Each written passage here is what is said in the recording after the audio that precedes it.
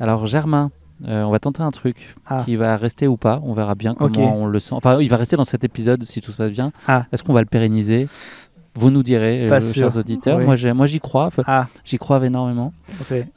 Germain, tu es aussi connu sous le nom de scène de Serge, en hommage à Serge le Mito, le personnage incarné par Oui, Jonathan Cohen.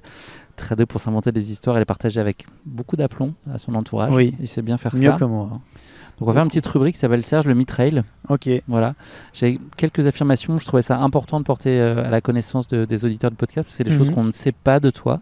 Ah, Et je trouve que c'est important que les gens savent et qu'ils ça, sachent. sache, Et savon, ouais, tout ça. ça va être. Alors, donc là, tu étais au Mute il n'y a pas très longtemps. Oui. Et donc, il y a des choses qu'il faut qu'on dise quand même sur ton lien à Madère. Ah, Ouais, c'est important. J'ai découvert que tu avais appris à Cristiano Ronaldo, qui est natif de Lille, à jouer au foot lorsqu'il était tout gamin. C'est d'ailleurs pour ça qu'il est devenu une légende à Madère. Je crois qu'il te cite assez souvent. Tu as enseigné le foot à donc cette star locale. Et pas rare de vous voir vous entraîner ensemble, même quand il pleut, souvent les mardis.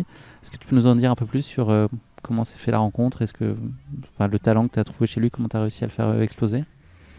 bah alors c'est vrai que Cristiano, à la base, il vient d'une petite famille vraiment très modeste portugaise, du nord de Lisbonne, d'un quartier qui s'appelle La Puncho. Et donc moi, j'avais un petit club autour de Nice et je l'ai de suite repéré. J'étais en voyage de presse avec des Asiatiques à Lisbonne et il s'avère qu'on regardait un match amateur et on voit le petit Cristiano qui tapait pas trop mal le ballon. Du coup, je l'ai invité à Nice. Et là, du coup, bah, voilà, de fil en aiguille, il est venu s'entraîner avec nous, il a pris un peu de soca et voilà, il commençait à taper un peu dans la lucarne. Et là, ben, justement, c'est le moment où on a décidé de le faire décoller avec Francis, mon collègue de prépa physique. On lui a fait vraiment passer un cap au niveau de la prépa physique. Je sais pas si vous voyez, hein, il est vraiment très Il est affûté, assez, etc. ouais, il se tient encore. Et voilà, c'est quelqu'un qui s'adonne très, très, très souvent à du gros training. Et ça, voilà, en toute modestie, c'est un petit peu notre patte avec Francis. Germain, deuxième information. Merci de nous avoir expliqué, en tout cas, pour Cristiano, c'était important. Ouais. Madère, elle est célèbre pour son vin unique, son processus de vieillissement. Apparemment, c'est toi qui as inventé ce processus de vieillissement. La rumeur dit que tu aurais déposé le brevet juste après une petite séance d'entraînement de 150 km un mardi. Tu peux nous en dire Oui, plus?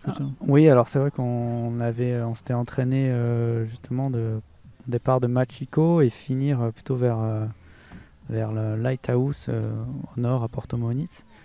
Et là, en finissant, voilà, je cours à travers les vignes et je me dis tiens, c'est con, ils ont des vignes ici, et ça serait super bien de créer un vin local.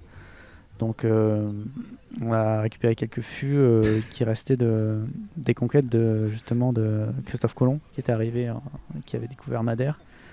Et donc, le Je pensais que secret c'était toi, moi, du vin madérant, c'est Madère. qu'en fait, il y a tout un processus avec la lune, etc. Et en fait, on fait mûrir le vin dans des fûts de Dom Papa. Et voilà, bon, après, je peux pas en dire plus parce que quand même, il y a quand même un label AZP qui est important. Et voilà, du coup, je pense que voilà, je suis un petit peu à la genèse de ça. Après, bon, moi, j'ai tellement de projets que j'ai.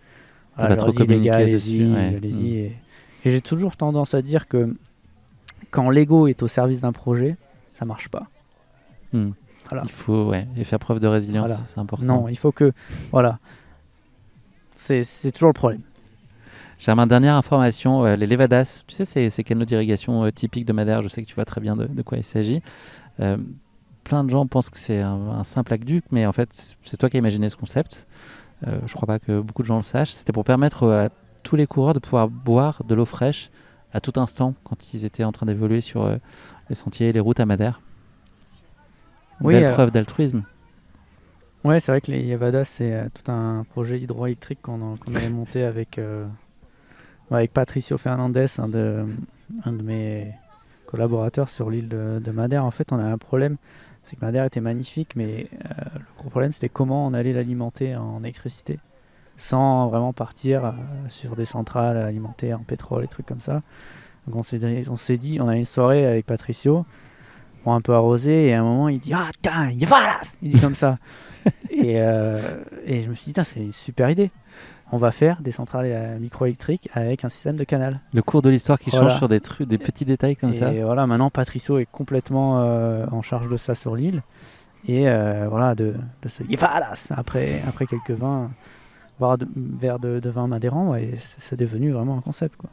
Bah, je te remercie d'avoir accepté d'en parler. Je sais que tu tiens à être un peu en retrait par rapport à tout ça. Donc voilà, je te remercie d'être exposé ainsi. Il y a des gens qui se caressent le torse en passant à côté. Oui, c'est des signes un petit peu toujours de connexion discret.